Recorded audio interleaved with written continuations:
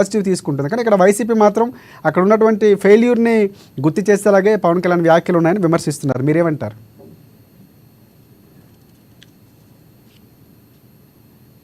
నరేష్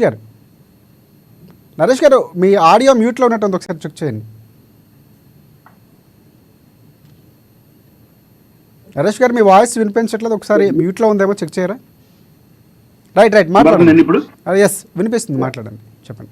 గత 5 ఏళ్లలో YCP party మహిళల పట్ల ఏ విధమైన రక్షణ కల్పించారో ఈ 4 నెలల్లో జనసేన టీడీపీ కూటమి ప్రభుత్వం ఏ విధంగా నేరాలు జరగకుండా చూస్తున్నారో అనేది ఒకసారి చూడవచ్చు. ఎందుకంటే 5 ఏళ్ల కాలంలో వైసీపీ పార్టీకి సంబంధించిన కొంతమంది వ్యక్తులు పవన్ కళ్యాణ్ గారి ఇంట్లో ఉన్న భార్యని పిల్లల్ని ఏ విధంగా హింసించారో, అదే ఏ విధంగా మాటలతో దూషించారో అనేది మనం స్పష్టంగా చూస్తున్నాం. ఎందుకంటే దిశ చట్టం తీసుకొచ్చాను నేను, దిశ స్టేషన్లు పెట్టాను నేను అని చెప్పి జగన్మోహన్ రెడ్డి గారు చెప్పారు గతంలో.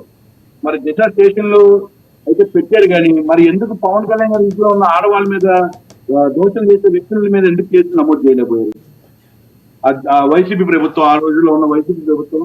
మరి ఈ రోజు పవన్ కళ్యాణ్ గారు ఏంటంటే మన ప్రభుత్వం మంచి ప్రభుత్వం అవ్వాలి, మన ప్రభుత్వం మీద ఎటువంటి మరక పన్నవ్వకుండా చూడాల్సిన బాధ్యత హోంమంత్రి గారికి ఉంది. హోంమంత్రి గారు మీరు తగు చర్యలన్నీ కూడా తీసుకోండి అని చెప్పేసి పవన్ కళ్యాణ్ గారు ప్రజల. నరేష్ గారు ఒకటి ఇందాక స్వరూప్ గారు మాట్లాడుతూ క్యాబినెట్లో చర్చించాల్సిన అంశాలు అంటే క్యాబినెట్లో చెప్పొచ్చు అంటే ఏదైనా ఒక సమావేశం నిర్వహించినప్పుడు ఆయన సలహాలు లేకపోతే మార్పులు చేర్పుంటూ చెప్పొచ్చు కదా, బయట బాహాటంగా చెప్పడం అనేది. ఇంకొక అంశం కూడా ఆయన మాట్లాడుతూ ప్రజలు తిట్టే పరిస్థితి ఉందని పవన్ కళ్యాణ్ అన్నారని ఆయన వ్యాఖ్యలు చేశారు. సో దీనికి మీరేమంటారు? అదే సార్, ఇప్పుడు పబ్లిక్ అయితే ఇప్పుడు పవన్ కళ్యాణ్ గారు పిఠాపురం పర్యటనే కానీ లేకపోతే మొన్న జరిగిన ఏలూరు పర్యటనే కానీ ఈ రెండింటిలోనూ కూడా పవన్ కళ్యాణ్ గారికి వచ్చినప్పుడు అక్కడ సమస్యలు చెప్పుకోవడానికి ఒక మహిళ, ఒక ఆడబిడ్డ తల్లి వచ్చి అక్కడ పవన్ కళ్యాణ్ గారిని అడగడం జరిగింది. ఆ సమస్య ఆవిడ దగ్గర విషయం తెలుసుకుని ఆ విషయం మీద ఆయన ఆవేదన చెంది ఆ రోజు అది బయట పెట్టారు. ఆ ఆవేదన చెంది అది బయట పెట్టారు. క్యాబినెట్ లో తెలుసుకోవాల్సిన విషయం క్యాబినెట్ లో తెలుసుకుంటారు.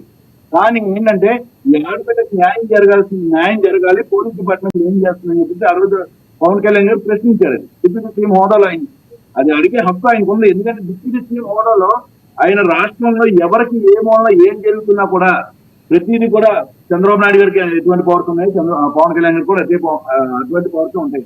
ఇంకోటి పబ్లిక్ కొడతారు అని పవన్ కళ్యాణ్ గారు ఎందుకు అన్నారంటే మనం సరిగ్గా చేయకపోతే పబ్లిక్ కొట్టే పరిస్థితికి వస్తుంది అని చెప్పేసి ఆయన చెప్పి సలహా ఇచ్చారు అక్కడ. ఎందుకంటే ఇప్పుడు గత 5 ఏళ్లలో వీళ్ళు 151 వచ్చినాయి, మాకు మమ్మల్ని ఎవరు ఆపేవాళ్ళు లేరు, మమ్మల్ని ఎవరు తన్నేవాళ్ళు లేరు అన్నారు. ఈ రోజు ఏమైనా పరిస్థితి? రాష్ట్రంలో ఎన్నో అరాచకాలు జరిగింది, ఈ రోజు 11కి పడిపోయింది. అలాంటి పరిస్థితి మనకి కూడా రాకూడదు అని చెప్పి ముందు జాగ్రత్తలు పడాలి. మనం పబ్లిక్ కి అందరినీ కూడా సేఫ్టీగా ఉంచేలాగా చూడాలి, చట్టాలన్నీ కూడా కట్టుదిట్టంగా చేయాలి, పబ్లిక్ అందరినీ కూడా ఇబ్బంది పెట్టకుండా చూసేలాగా చేయాల్సింది. ఎవరైనా తప్పు చేస్తానికి కూడా భయపడే విధంగా శిక్షణ కట్టడానికి తీసుకురావాలని చెప్పి హోంమంత్రి గారికి పబ్లిక్ బహిరంగంగా తెలియజేశారండి. అది అందులో ఆవిడ ఏమీ కించపరిచింది కాదు, తిట్టింది కాదు, ఫెయిల్యూర్ అయ్యారని చెప్పేసి కూడా పవన్ కళ్యాణ్ గారు ఎక్కడ అనలేదు. ఆవిడకి సూచనలు ఇచ్చారు, అది పబ్లిక్ పరంగా తెలిసే విధంగా పబ్లిక్ గా ఇచ్చారు. కాబట్టి ఇదే పవన్ కళ్యాణ్ గారు ఇచ్చే కాదు, గతంలో కూడా ఎప్పుడైనా ప్రతిపక్షంలో ఉన్నప్పుడు కూడా పబ్లిక్ గానే చెప్పేవారు. ఏదైనా సీక్రెట్ గా గదుల్లో కూర్చొని చెప్పే ఆలోచన అయితే పవన్ కళ్యాణ్ గారికి లేదు. ఎందుకంటే ప్రతి ఒక్కరికి ట్రాన్స్పరెన్సీ ఉండాలి, ఆ ట్రాన్స్పరెన్సీ పరిపాలన ఎలా జరగాలి అనేది ప్రతి ఒక్కరికి తెలిసే విధంగా ఎప్పుడో గుర్తొచ్చినప్పుడల్లా జగన్మోహన్ రెడ్డి గారు చేతులు పెట్టుకొచ్చి ప్రెస్ మీట్ పెట్టడం, లైవ్ ప్రెస్ మీట్లు కూడా ఏ రోజు పెట్టింది ఆయన ఉండేవి 5 ఏళ్ల కాలంలో. అలాంటి పవన్ కళ్యాణ్ గారు పబ్లిక్ మీటింగ్ లో చెప్పడం వల్ల ఇది వైసీపీకి ఎందుకు మరి ఉలికిపాటు వచ్చిందో తెలియట్లేదు.